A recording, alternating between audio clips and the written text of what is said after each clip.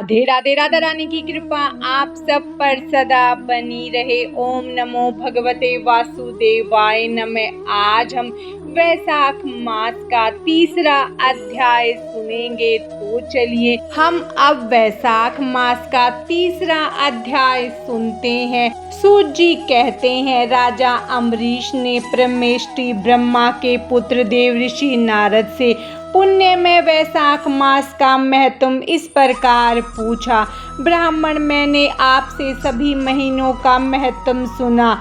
उस समय आपने यह कहा था कि महीनों में वैशाख मास श्रेष्ठ है, इसीलिए यह बताने की कृपा करें कि वैशाख मास क्यों भगवान विष्णु को प्रिय है और उस समय कौन कौन से धर्म भगवान विष्णु के लिए प्रीति कारक है। नारद जी ने कहा, वैशाख मास को ब्रह्मा जी ने सब मासों में उत्तम सिद्ध किया। वह माता की भांति सब जीवों को सदा अभिष्ट वस्तु प्रदान करने वाला है। कर्म, यज्ञ, क्रिया और तपस्या का सार है। संपूर्ण देवताओं द्वारा पूजित है। जैसे विद्याओं में वेद विद्या, मंत्रों में प्रणव, वृक्षों में कल्प वृक्ष, धेनुओं में कामधेनु, देवताओं में विष्णु, वर्णों में ब्राह्मण, प्रिय वस्तुओं में प्राण, नदियों में गंगा जी, तेजों में सूर्य, अस्त्र शस्त्रों में चक्र, धातुओं में स्वर्ण,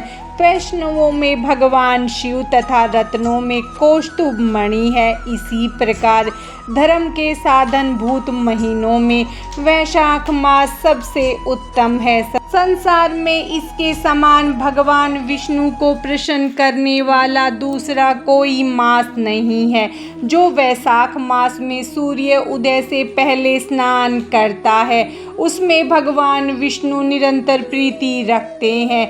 पाप तभी तक गरजते हैं जब तक जीव वैशाख मास में प्रातःकाल जल में स्नान नहीं करता। राजन, वैशाख के महीने में सब तीर्थ आदि देवता तीर्थ के अतिरिक्त बाहर के जल में भी सदैव स्थित रहते हैं। भगवान विष्णु की आज्ञा से मनुष्यों का कल्याण करने के लिए वे सूर्य उदय से लेकर 6 दंड के भीतर तक वहां मौजूद रहते हैं। वैशाख के समान कोई मास नहीं, सतयुग के समान कोई युग नहीं, वेद के समान कोई शास्त्र नहीं है और गंगा जी के समान कोई तीर्थ नहीं है। जल के समान दान नहीं है, खेती के समान धन नहीं है और जीवन से बढ़कर कोई लाभ नहीं है। उपवास के समान कोई तप नहीं, दान से बढ़कर कोई सुख नहीं, दया के समान धर्म नहीं, धर्म के समान मित्र नहीं, सत्य के समान यश नहीं, आरोग्य के समान उन्नति नहीं, भगवान विष्णु से बढ़कर कोई रक्षक नहीं और वैशाख मास के समान संसार में कोई पवित्र मास नहीं। ऐसा विद्वान पुरुषों का मत है। वैशाख श्रेष्ठ मास है और शेष सैया भगवान विष्णु को सदा प्रिय है। सब दानों से जो पुण्य होता है, सब तीर्थों में जो फल होता है, उसी को मनुष्य वैशाख मास में केवल जल दान करके प्राप्त कर लेता है। जो जलदान में असमर्थ है, ऐसे ऐश्वर्य की अभिलाषा रखने वाले पुरुष को उचित है कि वह दूसरे को प्रबोध करे, दूसरे को जलदान का महत्व समझावे। यह सब दानों से बढ़कर हितकारी है। जो मनुष्य वैशाख में सड़क पर यात्रियों के लिए प्याऊ लगवाता है, वह विष्णु लोक में प्रतिष्ठित होता है। हे नरश्रेष्ठ, प्याऊ देवताओं, पितरों तथा ऋषियों को अत्यंत प्रीति देने वाला है। जिसने प्याऊ लगाकर रास्ते के थके मांदे मनुष्यों को संतुष्ट किया है, उसने ब्रह्मा, विष्णु और भगवान शिव आदि देवताओं को संतुष्ट कर लिया है। राजन, वैशाख मास में जल की इच्छा रखने वाले को जल, छाया चाहने वाले को छाता, पंखे की इच्छा रखने वाले को पंखा देना चाहिए।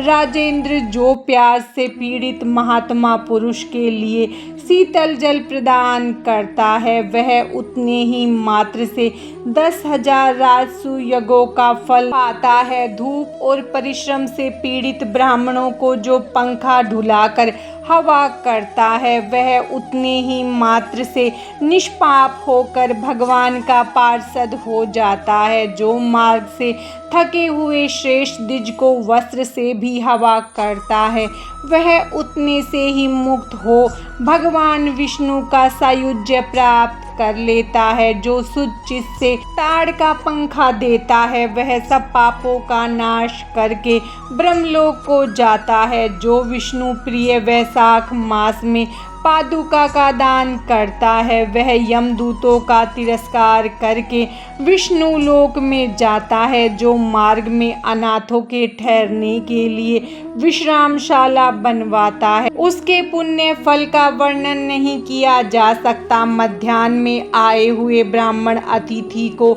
यदि कोई भोजन दे तो उसके फल का अंत नहीं है। राजन, अन्नदान मनुष्यों को तत्काल तृप्त करने वाला है, इसीलिए संसार में अन्न के समान कोई दान नहीं है। जो मनुष्य मार्ग के थके हुए ब्राह्मण के लिए आश्रय देता है, उसके पुण्य फल का वर्णन नहीं किया जा सकता। भूपाल, जो अन्नदाता है, वह माता पिता आदि का भी विस्मरण कर देता है, इसीलिए तीनों लोकों के निवासी अन्नदान की प्रशंसा करते हैं। माता और पिता केवल जन्म के हेतु है, पर जो अन्न देकर पालन करता है मनीषी पुरुष, इस लोक में उसी को पिता कहते हैं। वैशाख मास में धूप से तपे और थके मांदे ब्राह्मण को सर्वनाशक सुखद पलंग देकर मनुष्य कभी जन्म मृत्यु आदि के कलेशों से कष्ट नहीं पाता। जो वैशाख मास में पहनने के लिए कपड़े और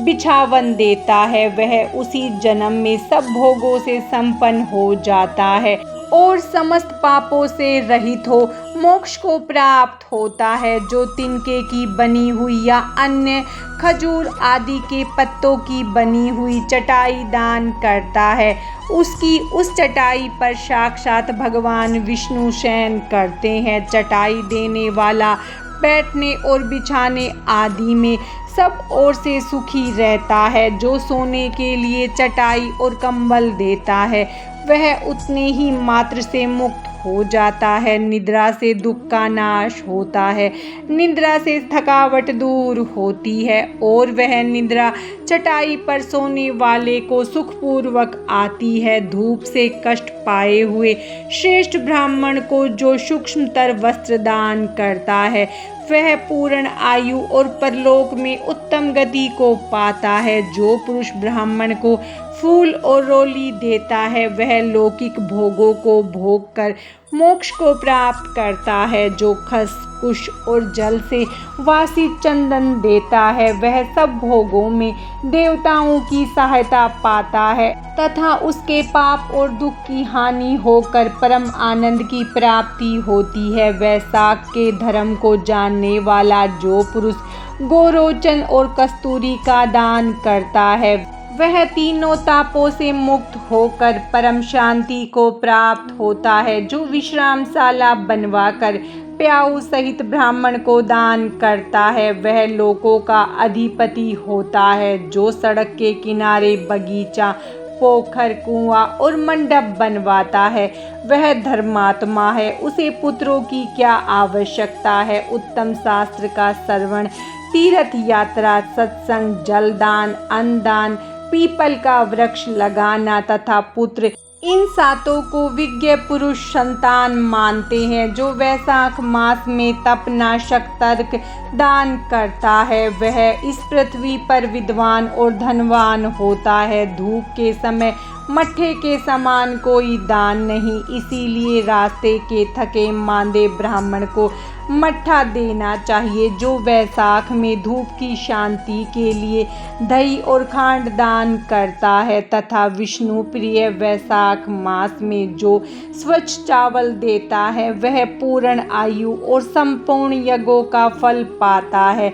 जो पुरुष ब्राह्मण के लिए गोघृत अर्पण करता है वह अश्वमेध यज्ञ का फल पाकर विष्णु लोक में आनंद का अनुभव करता है। जो दिन के ताप की शांति के लिए सायंकाल में ब्राह्मण को ऊख दान करता है उसको अक्षय पुण्य प्राप्त होता है। जो वैशाख मास में शाम को ब्राह्मण के लिए फल और शरबत देता है उससे उसके पितरों को निश्चय ही अमृत पान का अवसर मिलता है। जो वैशाख के महीने में पके हुए आम के फल के साथ शरबत देता है उसके सारे पाप निश्चय ही नष्ट हो जाते हैं। जो वैशाख की अमावस्या को पितरों के उद्देश्य से कस्तूरी, कपूर, बेला और खस की सुगंध से वासित शरबत से भरा हुआ घड़ा दान करता है वह 96 दान घड़ा करने का पुण्य पाता है। वैशाख में तेल लगाना, दिन में सोना, कांस्य के पात्र में भोजन करना,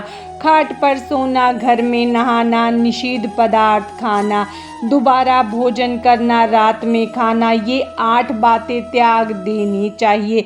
जो वैशाख में व्रत का पालन करने वाला पुरुष पद पत्ते में भोजन करता है वह सब पापों से मुक्त हो विष्णु लोक में जाता है। जो विष्णु भक्त पुरुष वैशाख मास में नदी स्नान करता है वह 3 जन्मों के पाप से निश्चय ही मुक्त हो जाता है। जो प्रातःकाल सूर्य उदय के समय किसी समुद्रगामिनी नदी में वैशाख स्नान करता है वह 7 जन्मों के पाप से तत्काल छूट जाता है। जो मनुष्य 7 गंगाओं में से किसी में भी उषा काल में स्नान करता है वह करोड़ों जन्मों में उपार्जित किए हुए पाप से निसंदेह मुक्त हो जाता है। गंगा, गोदावरी, यमुना, सरस्वती, कावेरी, नर्मदा और वेणी ये 7 गंगाएं कहीं गई हैं।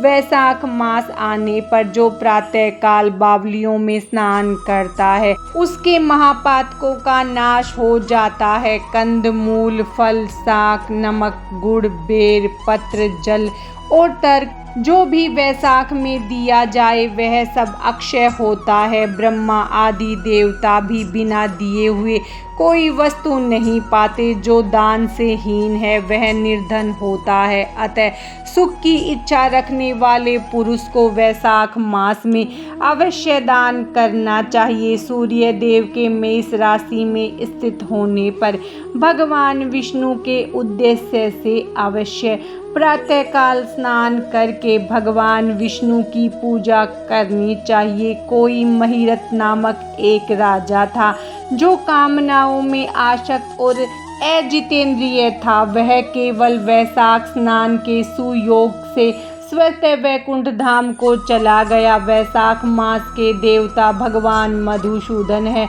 अतएव वह सफल मास है। वैशाख में भगवान की प्रार्थना का मंत्र इस प्रकार है। हे मधुसूदन, हे देवेश्वर माधव, मैं मेष राशि में सूर्य के स्थित होने पर वैशाख मास में प्रातः स्नान करूंगा। आप इसे निर्विघ्न पूर्ण कीजिए। उसके बाद इस मंत्र से अर्घ्य प्रदान करें। सूर्य के मेष राशि में स्थित रहते हुए वैशाख मास में प्रातः स्नान के नियम में संलग्न होकर मैं आपको अर्घ्य देता हूँ। मधुसूदन, इसे ग्रहण कीजिए। इस प्रकार अर्घ्य समर्पण करके स्नान करें। फिर वस्त्रों को पहनकर संध्या तर्पण आदि सब कर्मों को पूरा करके वैशाख मास में विकसित होने वाले पुष्पों से भगवान विष्णु की पूजा करें। उसके बाद वैशाख मास के महत्व को सूचित करने वाली भगवान विष्णु की कथा सुने। ऐसा करने से